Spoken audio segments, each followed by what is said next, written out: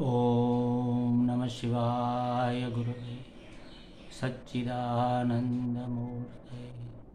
निष्प्रपंचाय शांताय निरालंबाय तेजसे। हरिओम प्रभु जी। आज के इस प्रश्न परिषद में आप सबका स्वागत है। आज का प्रश्न गोंडल गुजरात से सोनल पटेल जी का है। उन्होंने पूछा है, ओम मंत्र के जप का महत्व और फल क्या है?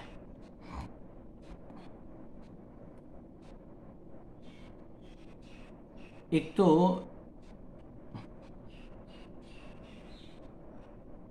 महत्व के बारे में अगर बात करें तो किसी भी मंत्र से बहुत बहुत बहुत ज़्यादा महत्व ओम का है, ओमकार के जप का है। वह इसलिए क्योंकि अपनी वास्तविक रिदम से मिलने का वहाँ पर प्रयत्न है, अपने वास्तविक स्वरूप से एक होने का प्रयत्न है, अपने वास्तविक स्वभाव से घुल मिल जाने का नाम ओमकार का जप है। वो कैसे, मैं आपको बताता हूँ। अगर हम किसी और मंत्र का जप भी करते हैं तो भी हम ओमकार का ही जप करते हैं, क्योंकि अगर हम किसी मंत्र का जप नहीं भी करते तो भी ओमकार का जप करते हैं। अरे ये कैसे हो सकता है? किसी मंत्र का जप नहीं करने से भी ओमकार का जप कैसे होगा? तो ये है अजपा जप, जिसको शास्त्र में महात्मा लोगों ने अजपा जप कहा है। अजपा माने जपे बगैर होने वाला जप। हमारी सांसें आ रही है, जा रही है। उसी तरह हर एक प्राणी की, प्राणी ही उसी को कहते हैं जो प्राणन क्रिया करता है, जो श्वसन उच्छ्वसन क्रिया करता है, उसी का नाम प्राणी। तो हर एक प्राणी की सांस आती है और जाती है। आती जाती सांस में सो हम ऐसा उच्चारण होता है। जब हम सांस लेते हैं तो सो, और निकालते हैं तो हम, ऐसा होता है। सो हम, सो हम, सो हम, सो हम, ये चलता ही रहता है। सह अहम, वह मैं हूँ, वह माने ओमकार। मैं ओमकार ही हूँ, मैं ओमकार स्वरूप हूँ। ये सोहम का जप है, वह अजपा जप है। और सोहम का अर्थ है आत्मा, ओम। सह माने आत्मा, तत्वमसी जो कहा ना वहाँ पर, वहाँ तत् का अर्थ है परमात्मा। तो वही तत्व सह है, वह मैं हूँ, सह में हूँ, आत्मा में हूँ, कुछ भी कह लो, ओमकार में हूँ। ओमकार कैसे हो गया उसका अर्थ? तो हर एक में जो बसी हुई है उसको कहेंगे परम आत्मा। एक एक व्यक्तित्व में जो हमें महसूस हो रहा है वह आत्मा, और हर एक में जो है वह परमात्मा। जैसे घटाकाश और महाकाश, घटाकाश महाकाश से अलग नहीं है, फिर भी घड़े की दीवार को ध्यान में रखकर हम उसको घटाकाश कहते हैं। वैसे ही हर एक प्राणी के अंदर जो परमात्मा झलक रहा है उसको हमने आत्मा कह दिया, और जो हर जगह व्याप्त है उसको परमात्मा कह दिया। उसी के अस्तित्व से पूरा ब्रह्मांड, पूरी सृष्टि अस्तित्ववान है। अब सृष्टि में कैसे ओमकार समाया हुआ है, ये बात हमने इसके पहले 2, 4, 5 एपिसोड से पहले ही कर दी। फिर भी हम बताते हैं कि अ, उ और म, ये 3 अक्षर से बना हुआ ओमकार अ जागृति का प्रतीक है, म स्वप्न का प्रतीक है, और उ सुषुप्ति का प्रतीक है। जागृति माने ये व्यावहारिक संसार। तो हर एक संसार में दिखने वाला कोई भी रूप, कोई भी आकार, कोई भी रूप, कोई भी रंग, किसी न किसी वस्तु का कोई ना कोई आकार, रंग, रूप तो होगा ही। तो जिसका रूप है उसका नाम है, उसका कोई ना कोई नाम है। जैसे घड़ा ही समझ लो, एक ऐसी चीज़ है मोटे पेट वाली, संकरे मुंह वाली, मिट्टी की बनी हुई, जो पानी भरने के काम में आती है, उसको हमने घड़ा कह दिया, उसका नाम रखा घड़ा। अच्छा, घड़ा नाम, पदार्थ, पद का जो अर्थ है वह पद कैसे बना है? घड़ा, घ प्लस अ, ड प्लस आ। तो हर एक अक्षर में अ समाया हुआ है। देख लो, घ, क, अ, ख, अ, अंत में अ तो आएगा ही, इसके बगैर कोई अक्षर पूर्ण नहीं होता। तो हर एक शब्द में समाया हुआ है। हर एक पद का आधार है, और उ म में जो है उसकी बात यहाँ पर हो रही है। तो ये जागृत सृष्टि का आधार मतलब ओम है।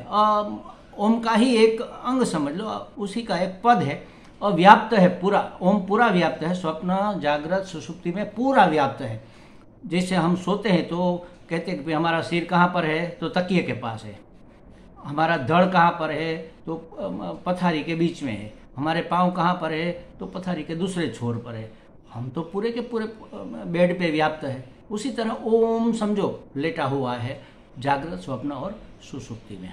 तो हर एक प्राणी पदार्थ व्यक्ति वस्तु परिस्थिति में ओमकार व्याप्त है।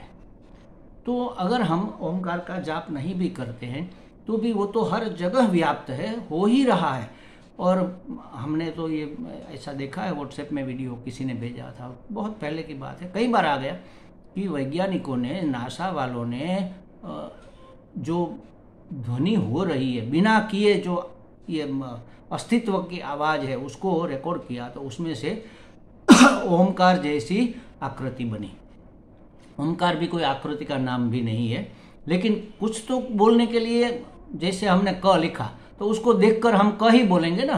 क देखकर हम ड नहीं बोलेंगे, प नहीं बोलेंगे, फ नहीं बोलेंगे, क ही बोलेंगे। तो उसी तरह ओम बोलना है तो कौन से आकृति, तो एक सिंबल दे दिया। ये सिंबल है, ये प्रतीक है। वास्तव में ओमकार का ऐसा आकार है ये बात नहीं है। तो ओमकार हर जगह, हर वस्तु, हर व्यक्ति, हर परिस्थिति में व्याप्त है, और वह अपना अस्तित्व अपने आप, क्योंकि वह स्वयं प्रकाश है, प्रकट कर रहा है। उसको प्रकाशित होने के लिए, प्रकट होने के लिए किसी की सहायता की जरूरत नहीं है। कोई बोलेगा तो भी हम जानेंगे, ऐसा नहीं है। वो तो अभिव्यक्त हो ही रहा है। तो ओमकार का जप तो हो ही रहा है। ये ओमकार के जप का महत्व हो गया। और हमारे लिए उसका क्या महत्व है, हम क्यों ओमकार का जप करें, वो मैंने पहले बता दिया कि अपने स्वरूप से एक होने के लिए, अपने स्वभाव की प्राप्ति के लिए, अपने अस्तित्व को उजागर करने के लिए हमें ओमकार का जप करना होता है। लेकिन ये बड़ा, महात्मा लोग कहते हैं कि बड़ा खतरनाक जप है। खतरनाक इस मायने में क्योंकि हमारी आसक्ति अभी नाम रूप में है। हमारी आसक्ति यह प्रपंच में है। पुत्र पुत्री, बेटा बेटी, माता पिता, पति पत्नी, घर गाड़ी, बंगला वाड़ी, ये सब में हमारी ममता है, और अपने आप में हमारी अहमता है। तो जब तक अहमता, ममता और कामना है तब तक ओमकार का जप नहीं करना चाहिए। क्यों नहीं करना चाहिए? अगर करोगे तो स्वरूप में जाकर ठहर जाओगे, तो ये तो सब मिथ्या है। तो मिथ्या का विलय हो जाएगा, ये छूट जाएगा, और इसको तो हम चाहते हैं। अगर समझो कि हमारे अंदर ममता है, अपने परिवार, अपने दोस्तों, बंधु, मित्र, पुत्र, कलत्र के लिए ममता है, और वह छूट गए तो कितना दुख होगा। कोई व्यक्ति मर जाता है तो हमें दुख क्यों होता है, हम क्यों रोते हैं? क्योंकि उसके साथ हमारी ममता जो थी वही हमें रुलाती है। ममता ही रुलाती है। अगर ममता नहीं होती, आज हमने पेपर में पढ़ा कि भाई एक गाड़ी का एक्सीडेंट हो गया और 7 लोग मर गए, अरे बहुत बुरा हुआ, बस बात खत्म, वहीं पर बात खत्म हो जाती। फिर आगे पढ़ने लग जाते हैं। अगर खुशी का समाचार आ गया तो हम नाचने लग जाते हैं। तो कहने का मतलब ये है कि जिसके साथ हमारी ममता नहीं होती है, वहाँ हमारा अटैचमेंट भी नहीं होता है, वहाँ हमारी आसक्ति भी नहीं होती है, वहाँ हमारा लगाव भी नहीं होता है, तो वह हमें सुख दुख उत्पन्न नहीं कर सकते। तो जिस संसार के, जिस किसी भी व्यक्ति, वस्तु, पदार्थ, परिस्थिति से हमारी ममता है, वह अगर छूट जाए तो हमें कितना दुख होगा, बहुत दुख होगा। हम मन से बहुत पीड़ित होंगे। तो ओमकार तो सब छुड़वा देता है। तो जब तक हमारी अहमता, ममता, कामना है, तब तक ओमकार का जप नहीं करना चाहिए। अच्छा महाराज, वो तो कब मिटेगी? जब ओमकार का जप करोगे तब मिटेगी। अहमता, ममता, कामना ओमकार से ही, ओमकार को प्राप्त करोगे, जप करोगे ऐसा नहीं कहेंगे, ओमकार को प्राप्त करोगे तब मिटेगी। अच्छा, तो उसको प्राप्त करेंगे तब मिटेगी, तो आप कहते हैं कि जप मत करो क्योंकि वह मिट जाएगी तो फिर हम दुखी होंगे। तो महाराज, जिन्होंने ये जान लिया कि ये सुख दुख का कारण मिथ्यात्व में मेरी सत्यत्व बुद्धि है। जो मुझे सुख नहीं दे सकता उसमें मेरी सुख बुद्धि है। ये मुझे नहीं चाहिए। मुझे वास्तव में अपना